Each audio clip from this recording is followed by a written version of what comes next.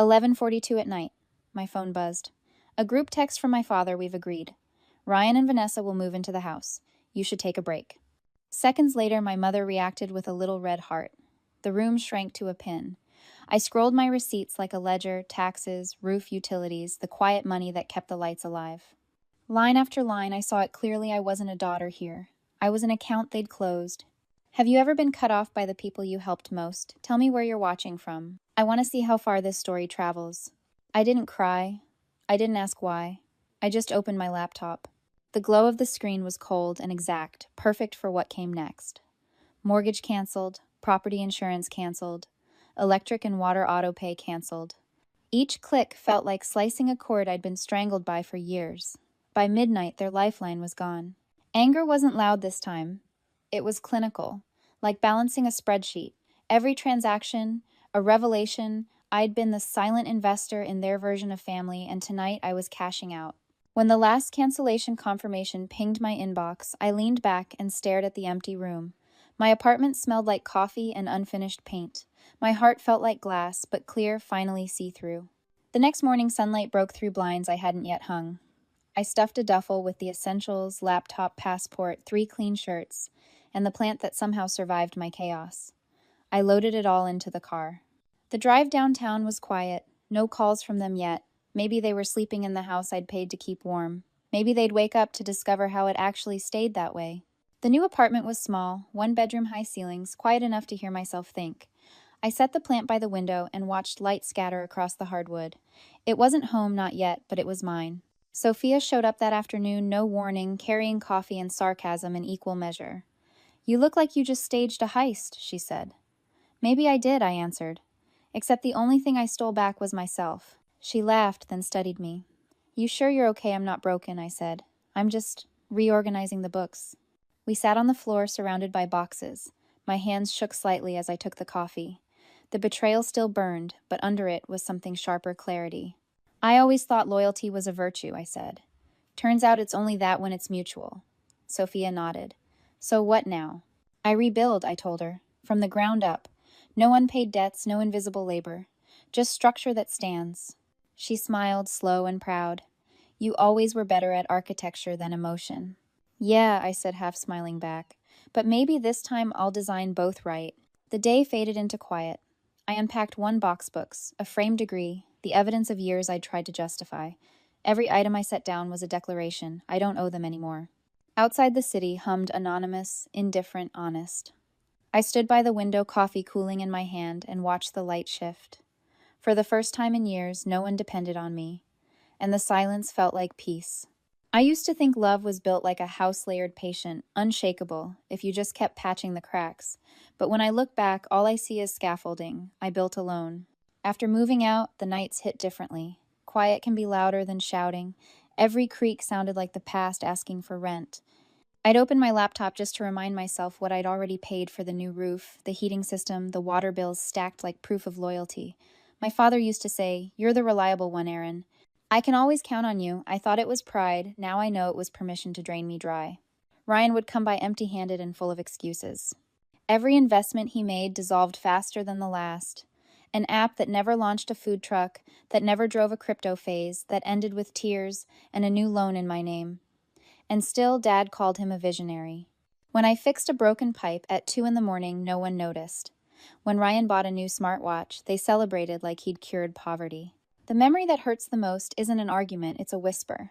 Mom leaning over the sink after dinner saying softly, "You're so strong, honey. Not everyone's meant to shine. Some of us are meant to hold things together." I nodded back then, proud to be the glue. I didn't realize glue gets used up. Years of that. My salary funneled into keeping their world upright. I was the foundation beneath their collapsing walls. I told myself that's what family meant. It wasn't love, it was logistics. There's a kind of fatigue that doesn't sleep off. It settles in your bones like concrete. You learn to mistake survival for virtue exhaustion, for proof that you matter. That's the invisible chain of the survivor, how caretakers convince themselves that suffering is purpose. I wore that chain for so long it felt like jewelry. Every sacrifice looked noble until the night they cut me loose. Now, when I replay it, I can almost admire the symmetry. Years of carrying them, and in the end, they set me free by erasing me. I didn't lose a family. I closed an account that had been overdrawn for too long. I scroll through old photos, sometimes the family in front of the house, Dad smiling, Ryan pretending to help paint the porch, Mom clutching her pearls like she built the walls herself. I used to see love in that picture. Now I see a project I financed without ever signing the blueprints. It's strange how clarity feels like oxygen after you've lived on smoke. I don't feel angry anymore. I just understand. They didn't mean to destroy me. They simply assumed I'd never leave. Because I always stayed. I always paid. I always fixed. Not anymore. The house still stands because I built it. But it's no longer mine, and that's the lesson that finally made sense. A week later, my phone lit up with notifications I hadn't asked for. Vanessa's face filled my screen, a filtered smile, her hand resting on the banister I'd installed. The caption read, "Our dream home." My thumb froze mid-scroll. Our she'd written like I'd never existed. The post had hundreds of likes. Friends, neighbors, people who didn't know a single truth behind those glossy emojis. Ryan's comment sat right beneath it, finally ours. I closed the app before I threw the phone. But the silence that followed wasn't peace. It was humiliation sharpening into precision. I drafted an email, polite, measured, factual. Please confirm repayment of the renovation balance within 30 days. I attached the receipts. I even said thank you at the end. It felt ridiculous, like apologizing for bleeding. Hours later, Ryan replied, "You're overreacting, Erin. It's family, not business.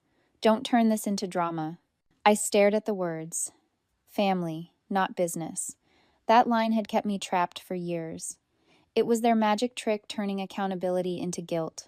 Then came Dad's post on Facebook. Some people forget who raised them. Underneath, Mom commented with a praying hands emoji. I didn't cry. I didn't call. I sat there watching the pattern unfold like a blueprint I'd already memorized. That night, Sophia stopped by. She dropped her bag on my counter and poured herself tea like she lived there. "You saw the post, didn't you?" she asked. I nodded. "Want me to comment something brutal?" "No," I said. "Let them talk." She studied me for a moment. "You're too calm." "I'm done negotiating with ghosts," I said. "Next time they want my attention, they can read a legal notice." Sophia raised an eyebrow. "You're serious." I met her eyes. "I'm done playing fair." She smiled. "Good. Maybe it's time they pay for what you built." After she left, I opened my laptop again. No tears this time, no hesitation, just data evidence timestamps. I gathered every document, every email trail, every transfer I'd made for them. My fingers moved fast like they finally had purpose. As I scrolled through folders labeled repairs and utilities, I realized something new. This wasn't revenge. It was restoration. They'd built a house of mirrors, shiny, deceptive, full of reflections that made them look righteous. But mirrors can't hold weight. They shatter when you lean on them. And I was done being their reflection. So I pressed print. The hum of the printer was steady, methodical, almost soothing. When the last page slid out, I stacked the evidence neatly and sealed it in an envelope. Tomorrow they'd get my final gift, an invoice written in truth. The next morning, the air had that sterile chill that always follows a decision. I carried the envelope to Lena's office downtown, a glass cube that smelled like ink and coffee and calm destruction. Lena didn't waste words. "So, you're ready to formalize this?" "Ready," I said. My voice sounded like a verdict. We sat across her desk while she scrolled through the files I'd gathered. Her pen moved quickly, crisp clicks echoing in the room. "We'll send a formal notice of repayment," she said. "Keep it factual, emotionless, clear." "That's my language," I said. By the time the draft was done, it read like a scalpel. 30 days to repay $400,000 in documented expenses. Failure to respond will result in legal escalation. No accusations, no anger. Just precision.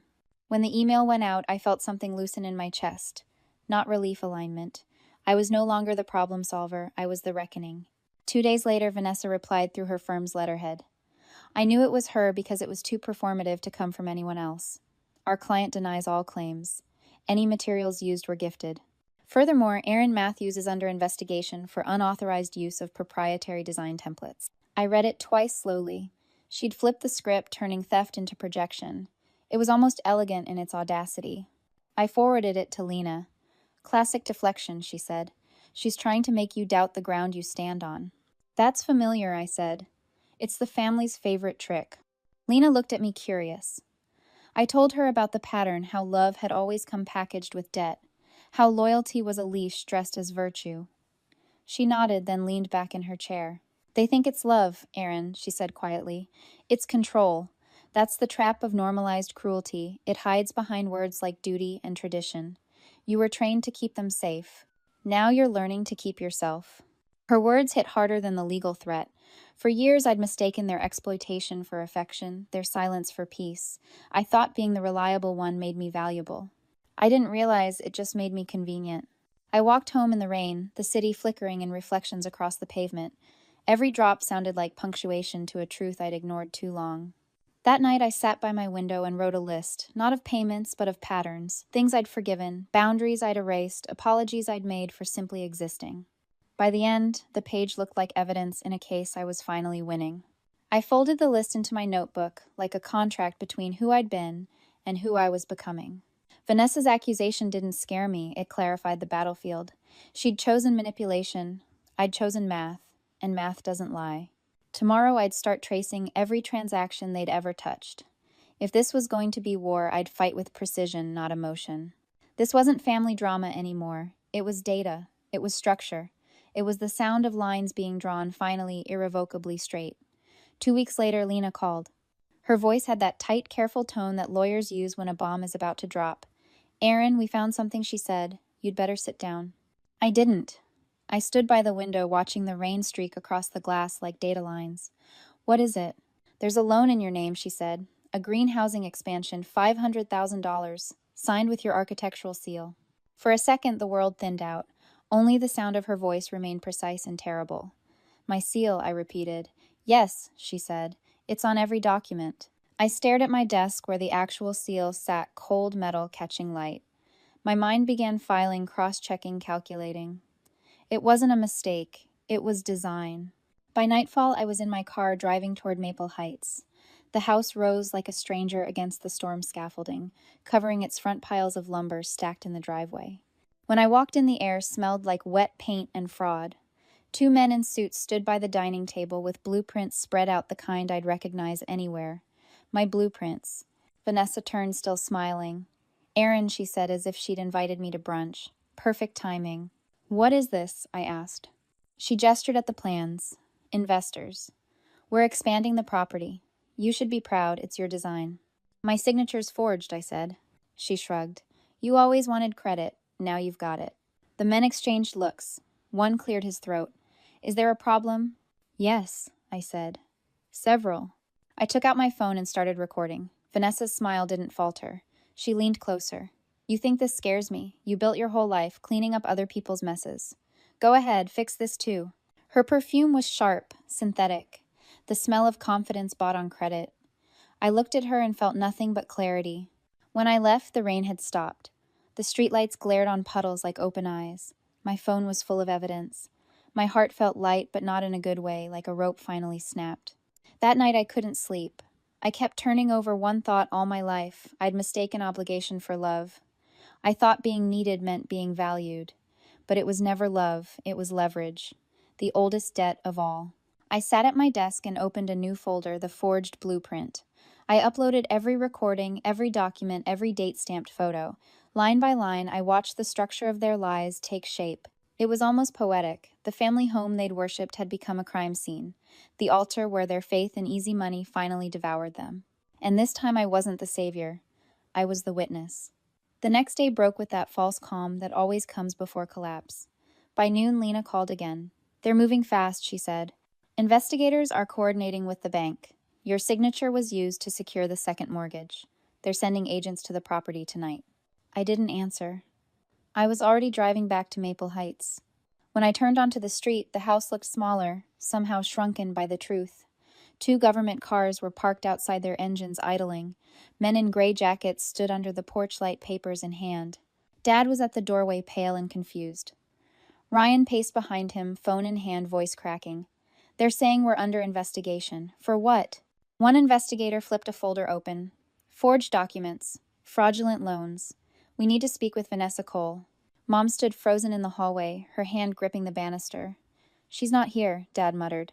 His voice trembled on every syllable. I stayed back, half hidden by the fence. I didn't want to interfere. I wanted to watch them face it. The storm they'd invited finally at their door. A minute later, I saw Vanessa's car glide down the street, headlights cutting through the drizzle. She parked across from the house, unaware of the agents waiting inside. I stepped forward. Vanessa. Her head jerked up. She froze when she saw me, the calm mask slipping for the first time.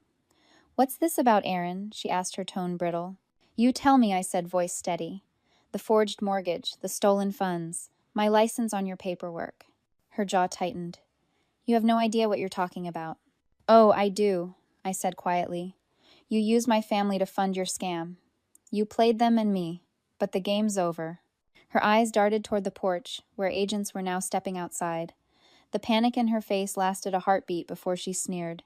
"They trusted me," she snapped. "That's on them." I pressed the record button on my phone just long enough to catch every word. Within minutes, the agents surrounded her car. She didn't fight. She didn't even speak. Just folded her arms and watched the world she'd built start to rot. Ryan stumbled out, eyes wide. "She's lying. Tell them she's lying," he shouted at Dad, but Dad said nothing. The papers in his hand trembled like a confession. Mom clung to the doorway, whispering prayers that sounded more like apologies. When the cars pulled away, the house went silent. Only the rain made a sound. A knock came on my door that night, hesitant, desperate. I opened it to find Dad standing there, rain dripping from his coat. His voice was raw. "We're losing everything, Aaron. The bank's calling in the loan. Please, help us." I didn't move. Instead, I slid a folder across the table toward him. Inside my affidavit, the evidence of their signatures, the confession. Proof that I was clean. "I did help," I said, my voice calm. "I told the truth." He stared at me, mouth open, as I closed the door. Outside, the rain poured harder, washing the street clean. For the first time, I didn't feel responsible for saving what was broken. I felt free. 6 months later, the air in my new office smelled like cedar and sunlit paper. The walls were still bare, unfinished, honest, waiting for stories that hadn't been built yet. On the table lay a set of blueprints stamped with a new name, Haven Collab. A non-profit studio for women rebuilding after sabotage, financial, professional, or familial. Sophia sat across from me, tapping her pen against her mug. "You realize this is exactly what you needed back then," she said. I smiled. "Yeah. I guess I built the thing I couldn't find." We'd just finalized our first project, a housing redesign for single mothers evicted after fraudulent loans. The irony wasn't lost on me. The same system that nearly destroyed me had become the framework I used to help others stand again. Sunlight spilled over the plans, glinting off the edges like forgiveness. I opened my laptop and scrolled through old spreadsheets, years of numbers that once defined my worth. Mortgages, repairs, balances. Each line was a scar in data form. I hovered over delete. For a second, I almost hesitated. Then I clicked. The screen went white. No balance left to carry. I leaned back, exhaling for what felt like the first real breath in years. The quiet wasn't emptiness anymore. It was peace built on boundaries instead of fear. Later that night, I wrote something simple. Part reminder, part offering. To everyone who's been the backbone, the fixer, the quiet one who stayed too long, choosing yourself isn't cruelty. It's survival. You're not abandoning them. You're coming home to you. Sophia read it over my shoulder and smiled. "That's your closing line," she said. "For the video, for everything." I nodded. "Yeah, it's time to tell people the truth." If you've ever had to walk away to save yourself, share your story in the comments. Someone out there might need your courage tonight.